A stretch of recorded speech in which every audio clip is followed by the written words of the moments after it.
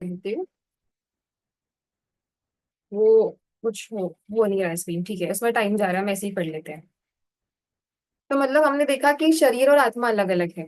जैसे कि हम अपने घर में रहते हैं बट हम अपना घर नहीं है, है ना। तो वैसे ही हम अपने शरीर में रहते हैं बट आत्मा इससे कुछ अलग है। मैं आपको इसके साथ साथ बताती हूँ, वैसे तो समझ में आ जाएगा। जैसे कि पहले इसमें लिखा है कि मैं आत्मा मतलब मैं उत्पन्न नहीं हुआ हूँ, फिर जन्म मृत्यु कैसे। मतलब है कि आत्मा जो है वो कभी पैदा नहीं होती। ये हमें बहुत इंपॉर्टेंट है जानना कि जो सोल या जो आत्मा हमारे अंदर है वो कभी भी मर नहीं सकती, वो इमॉर्टल है। वो बस अपने शरीर को बदलती है, वो कभी भी मरती नहीं है। मरता हमारा शरीर है, नष्ट होता है, बीमार पड़ता है, भूख प्यास लगती है, बट आत्मा को कभी भी कुछ भी नहीं होता। तो शरीर पैदा होता है और मरता है, लेकिन आत्मा हमेशा रहती है। इसलिए जन्म और मृत्यु शरीर के है, आत्मा के नहीं है। जो दूसरा दिया गया है कि मैं प्राण नहीं हूं, फिर भूख प्यास मुझे कैसी। असली आत्मा शरीर की जरूरतों से अलग है। मतलब शरीर को भूख लगती है, प्यास लगती है, गर्मी होती है, ठंडी लगती है, बट जो आत्मा है ना, जो हमारे अंदर एक सोल है ना, वो एकदम स्टेबल है, वो एकदम शांत है, उसको कुछ भी फर्क नहीं पड़ता, उसको कुछ भी नहीं होता है। देन तीसरा है कि मैं चित्त नहीं हूँ, फिर शोक और मोह कैसा।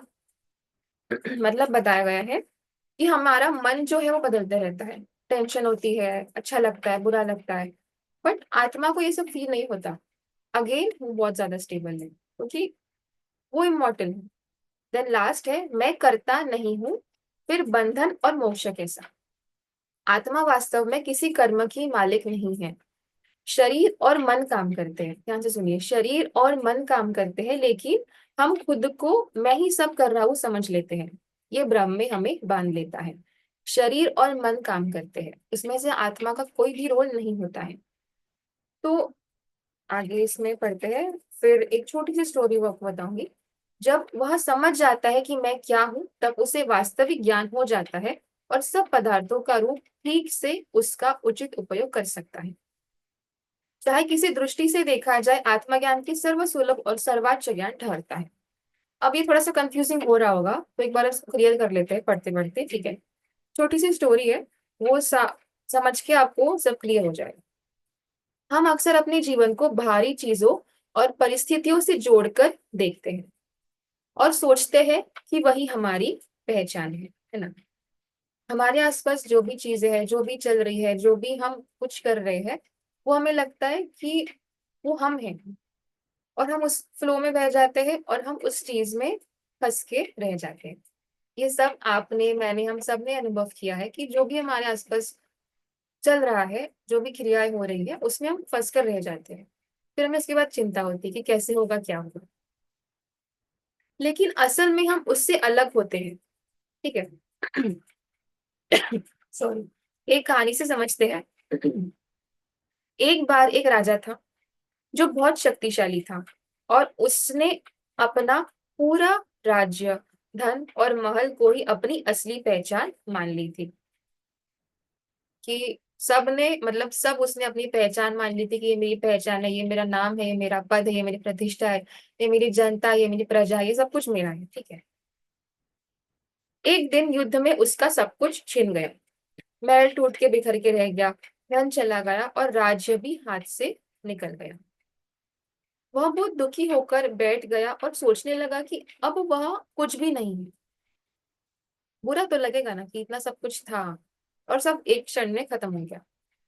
तभी एक संत उसके पास चलकर आते हैं और बोलते हैं, तुम्हारा राज्य, धन और महल तुम्हारे पास थे, लेकिन तुम वे नहीं थे। तुम तभी वही थे जब वो तुम्हारे पास नहीं थे। मतलब ये राज्य, धन, ये सब कुछ तुम्हारे पास जब नहीं था, तब भी तुम तुम्हारे नहीं थे। मतलब जो भी उसके पास पद प्रतिष्ठा जो भी थी, वो टेम्पररी है ना।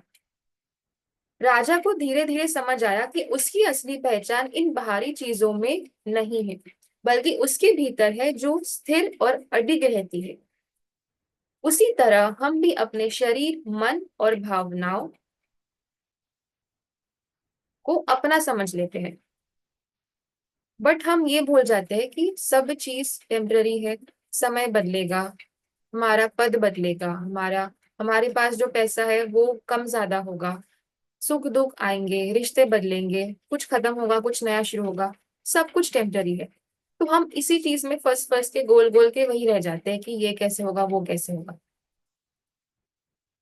तो एक मेरे एक बहुत अच्छे दोस्त थे, उन्होंने मुझे एक लाइन कही थी बहुत अच्छी सी, जो अभी भी है, अभी भी मुझे याद है, मैं आपको बताऊंगी कि आप और हम देख रहे हैं और कर वो रहा है। जैसा लाइन है वैसा ही मतलब है। कि हमें लगता है कि हम सब चीज को इन्फ्लुएंस कर रहे हैं, हम कर रहे हैं, नहीं। आप और मैं देख रहे हैं और कर वो रहा है। जब ये चीज को हम थोड़ा सा डीप भी समझते हैं, आप आज बैठ के बस थोड़ा सा ध्यान से देखना कि जो भी कुछ हो रहा है ना, वो हम नहीं कर रहे, हम बस उसको देख रहे हैं, हम बस साक्षी है, हम बस उसको देख रहे हैं।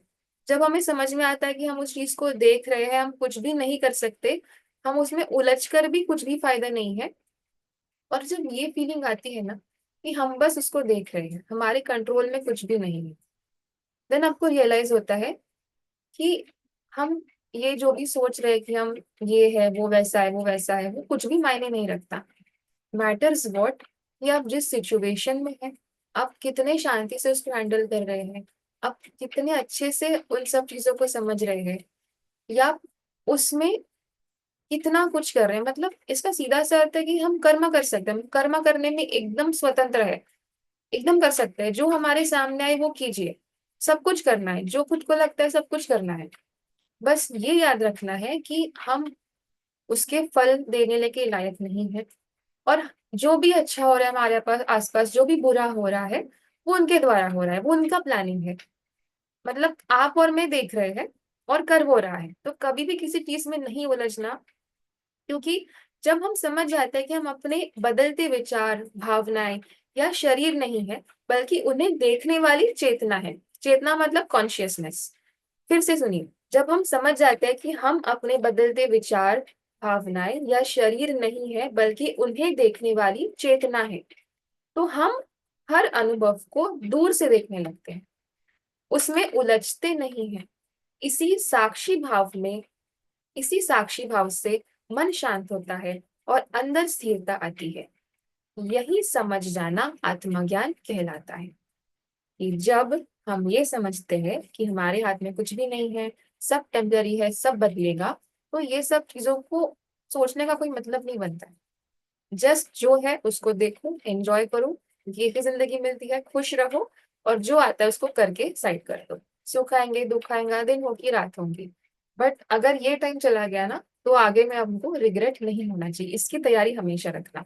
कुछ भी करना मत, कभी भी रिग्रेट हो ऐसे कुछ भी मत करना। आगे बढ़ते हैं, थोड़ा सा ही बचा है क्योंकि हमारे पास है थोड़ा टाइम। इसी व्यक्ति से पूछा जाए कि आप कौन हैं, तो वह अपने वर्ण, कुल, व्यवसाय, पद या संप्रदाय का परिचय देगा। ब्राह्मण हो, अग्रवाल हो, बजाज हो, तहसीलदार हो, वैष्णव हो, आदि उत्तर देंगे।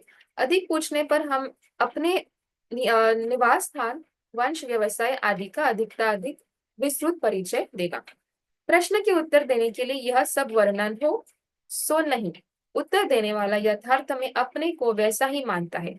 शरीर भाव में मनुष्य इतना तल्लीन हो गया कि अपने आप को वह शरीर ही समझ लेता है।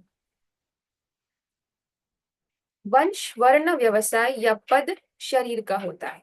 ठीक है, जो भी हमारे आसपास है वो हमारे बॉडी का है, हमारे आत्मा का नहीं, हमारी बॉडी का है।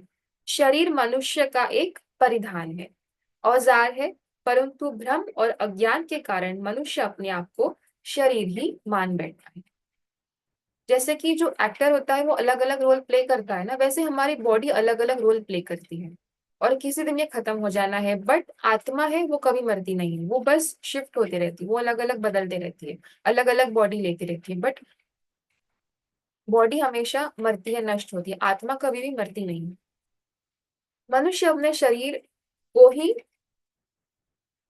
परंतु भ्रम और अज्ञान के कारण मनुष्य अपने आप को शरीर ही मान बैठता है, और शरीर के स्वार्थ तथा अपने स्वार्थ को भी एक कर लेता है। इसी गड़बड़ी में जीवन अनेक अशांतियों, चिंताओं और व्यथाओं का घर बन जाता है। मनुष्य शरीर में रहता है, यह ठीक है, पर यह भी ठीक है कि वह शरीर नहीं है। हम घर में रहते हैं वो ठीक है, बट हम घर थोड़ी ना है, है ना। हम तो घर में रहते हैं बस। जब प्राण निकल जाते हैं तो शरीर जो का त्यों बना रहता है, उसमें से कोई वस्तु घटती नहीं है, तो भी वह मृत शरीर बेकाम हो जाता है। जब हमारे बॉडी से सोल निकल जाता है तो कुछ घटता नहीं है, सब वैसे का वैसा होता है। मेन चीज हमारे बॉडी से आत्मा मतलब सोल अलग हो जाती है। तो उसे थोड़ी देर रखा दिया जाए तो लाश सड़ने लगती है, दुर्गंध उत्पन्न होती है और कुर्मी पड़ जाती है। देह वही है जो का त्यों, पर प्राण निकलते ही उसकी दुर्दशा होने लगती है। भले ही हमारा बॉडी हमारी सोल एकदम स्टेबल है, वो कुछ भी इन्फ्लुएंस नहीं है, किसी को भी इन्फ्लुएंस में नहीं ला रही है, कुछ भी नहीं कर रही है, बट स्टिल जब वो निकल जाती है ना, तब हमारी बॉडी में सब कुछ खत्म हो जाता है। इससे प्रकट है कि मनुष्य शरीर में निवास तो करता है, पर वस्तुतः वह शरीर से भिन्न है। मतलब जैसे कि जब कोई व्यक्ति घर में रहता है पर वह स्वयं घर नहीं है, उसी तरह आत्मा जो है शरीर में रहती है, पर वह शरीर से बहुत अलग है। शरीर बदलता है, बूढ़ा होता है और नष्ट हो जाता है, लेकिन आत्मा को स्थिर और चेतन माना गया है। तो इस भिन्न सत्ता को आत्मा कहते हैं। वास्तव में यही मनुष्य में वास्तव में यही मनुष्य है। मैं क्या हूँ? इसका सही उत्तर है कि मैं आत्मा हूँ। अभी हमने जाना कि एवरीथिंग इज टेम्पररी। बस आज का मॉरल है कि एवरीथिंग इज टेम्पररी। जो भी है उसके इन्फ्लुएंस में नहीं आना है, क्योंकि हम बस साक्षी है। आज धीरे धीरे इस चीज को प्रोसेस करिएगा कि हम बस देख रहे हैं, हम कुछ भी नहीं कर रहे। हम किसी चीज के कंट्रोल में है ही नहीं, क्योंकि हम में खुद कोई और कंट्रोल कर रहा है। जो भी होगा वही होगा जो उन्होंने चाहा होगा। तो अच्छा है बुरा है इसको छोड़ दीजिए, बस जो है उसको करना है। एंड देन हमारी हमारी जो असली पहचान है वो है आत्मा। शरीर बदलेगा, आत्मा नहीं बदलेगी। इसके आगे बहुत इंटरेस्टिंग टॉपिक है। थोड़ा सा हेवी हो गया होगा या थोड़ा डिफिकल्ट हो सकता है, पर आगे आगे बहुत अच्छा अच्छा है, तो हमें समझ में आ जाएगा। तो यही आज का सेशन खत्म करते हैं। कुछ 4 मिनट बचे हैं, तो किसी को कुछ बोलना है, कुछ बताना है तो आप बता सकते हैं।